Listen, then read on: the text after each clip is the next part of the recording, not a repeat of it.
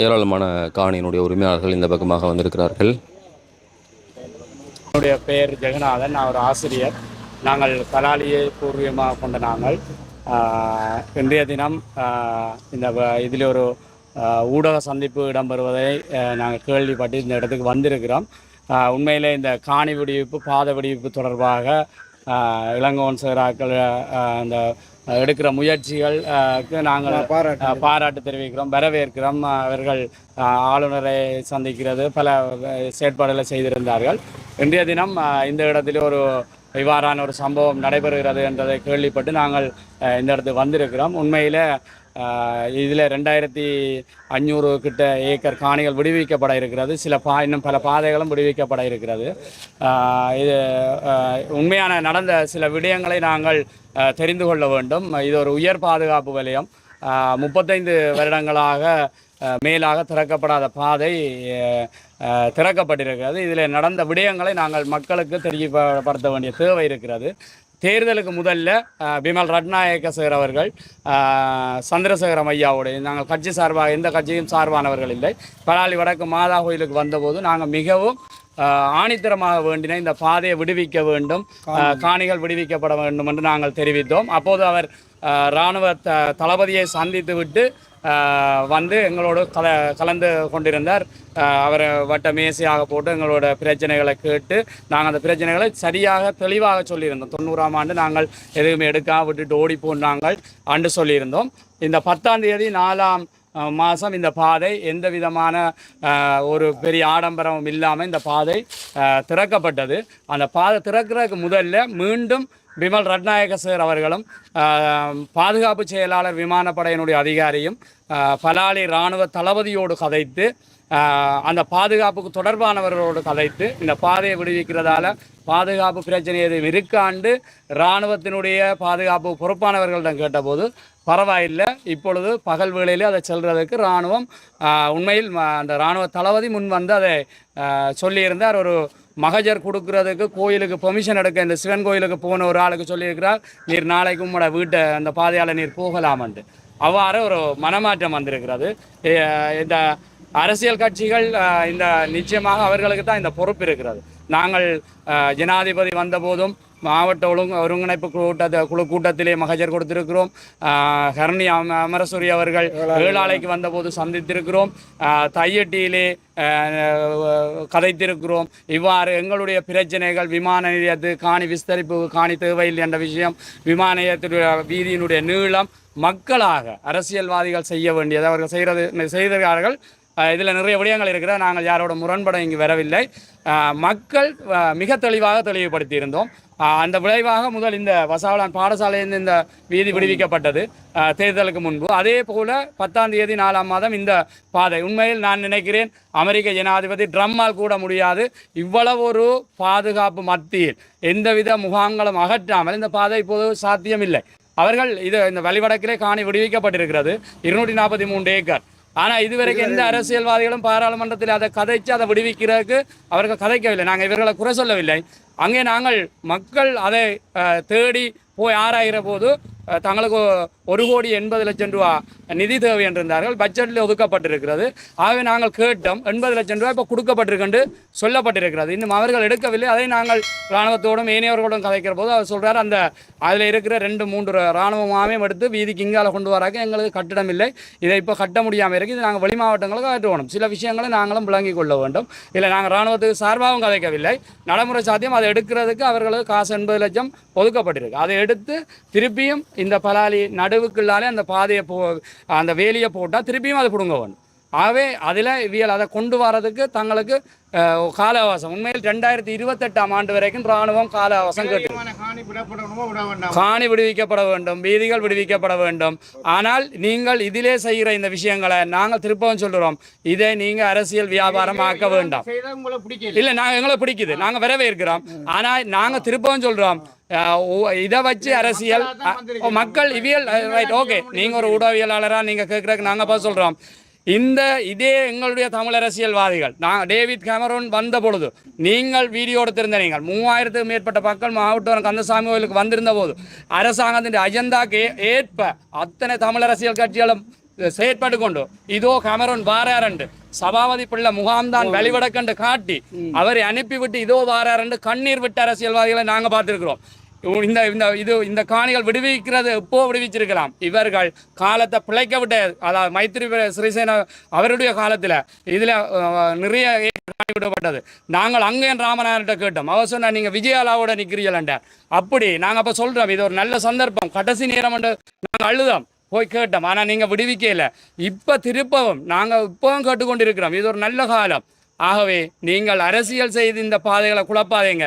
உண்மையிலே அது இப்போ நாங்கள் மக்கள் சொல்கிறோம் 6 மணிக்கு அது அவன் வளமையாக எந்த பாதையும் இந்த உயர் பாதுகாப்பு நிலையத்தில் முதல் அப்படி விடுவான், பிறகு 6 மணிலேருந்து 9 மணி ஆக்குவான், பிறகும் கூப்பிட்டு கேட்பான் உங்களுக்கு பாதுகாப்பு பிரச்சனை இல்லைன்னா இரவு விடுவார். அப்போ இப்போ இந்த படிப்படியாக பிறகு எங்களுக்கு வாக்குறுதி தந்திருக்கிறாங்க. நாங்கள் திருப்ப நாங்கள் கேட்குறோம். இவைய குழப்பவரே இல்லை. நாங்கள் இவையோட சேர்ந்து நாங்கள் ஆளுநரை எல்லாம் சந்திச்சிருக்கிறோம். நாங்கள் சொல்கிறோம் இந்த இடத்துல இராணுவத்தை சீண்டியோ நாங்கள் நேரடியாக சொல்கிறோம். நாங்கள் இராணுவம் சார்பாக இல்லை அரசியல் நீங்கள் வந்து சீண்டி அரசியல் செய்ய வேண்டாம். இதை நீங்கள் ப்ரெஸ் கிளப்பில் வச்சிருக்கலாம், இல்லை ஜனாதிபதி வாரார் அங்கே வச்சிருக்கலாம்.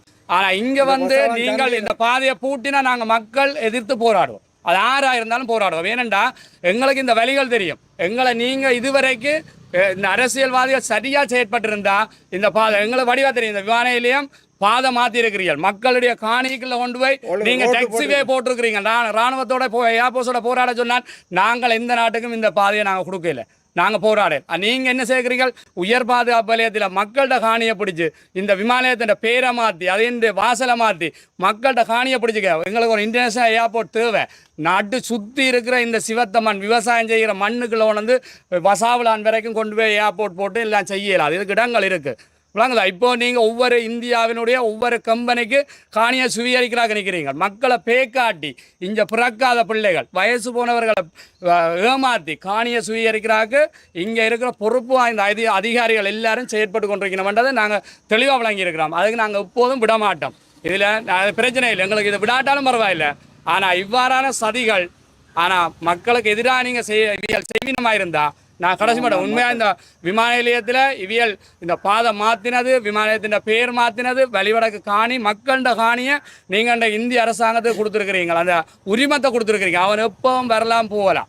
விளங்குதா? இன்டர்நேஷனல் ஏர்போர்ட் விடுங்க வாப்பம். துபாய்க்கு ஒரு 6 மாதம் தாரம் ஒரு துபாய்க்கு ஒரு ஃப்ளைட் விடுங்க வாப்பம். இல்லை. ஆகவே நீங்கள் இப்போ என்ன செய்கிறீங்களா?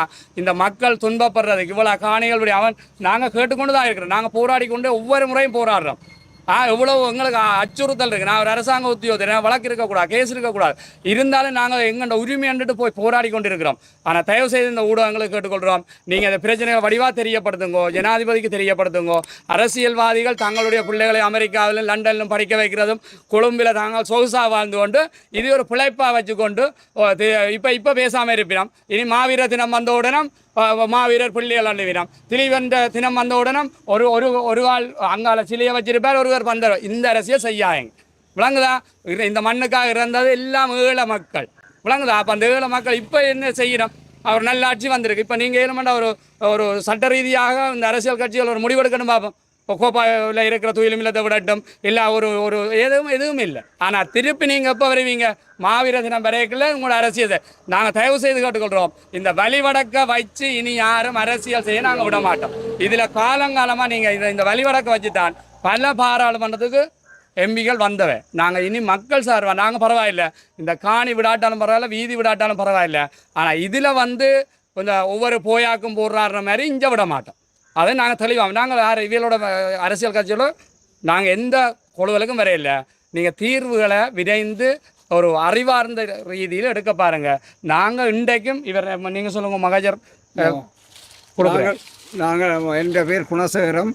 நாங்கள் இப்போது எங்களோட பாதை விடுவிப்பு சம்பந்தமாக ஒரு மகஜர் ஒன்று தயாரிச்சிருக்கிறோம். முதல் கண் கௌரவ ஜனாதிபதிக்கும் கௌரவ பிரதமருக்கும் மற்றது கௌரவ அமைச்சர் எல்லாருக்கும் தேங்க்ஸ் பண்ணி ஒரு கடிதம் ஒன்று அனுப்பி எங்களோட காணிகளையும் விரைவில் விடுவிக்கப்பட வேணும் என்று கேட்டும் இந்த பாதையை நிரந்தரமாக மக்கள் பாவனைக்கு பகல் இரவாக பாவிக்கக்கூடியதுக்காக இன்றைக்கு ஒரு மகஜர் தயாரிக்க. நாங்கள் இந்த கட்சி சார்ந்தவர்கள் அல்ல.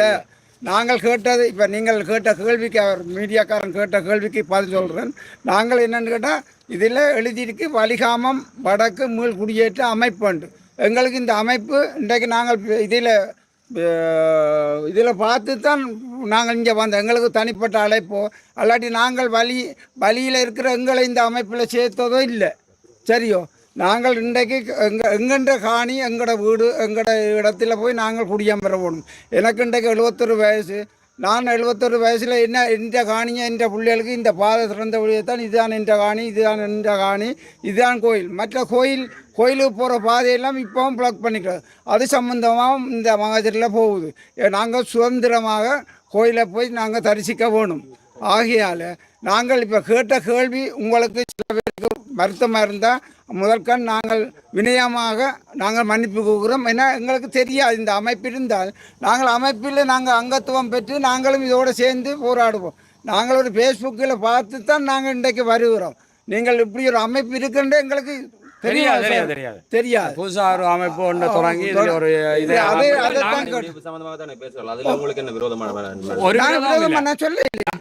நாங்க விரோதமாக பார்க்கல. ஆனா இதே ஒரு அரசியல் ஆக்க வேண்டாம் நாங்க கேட்கிறோம்.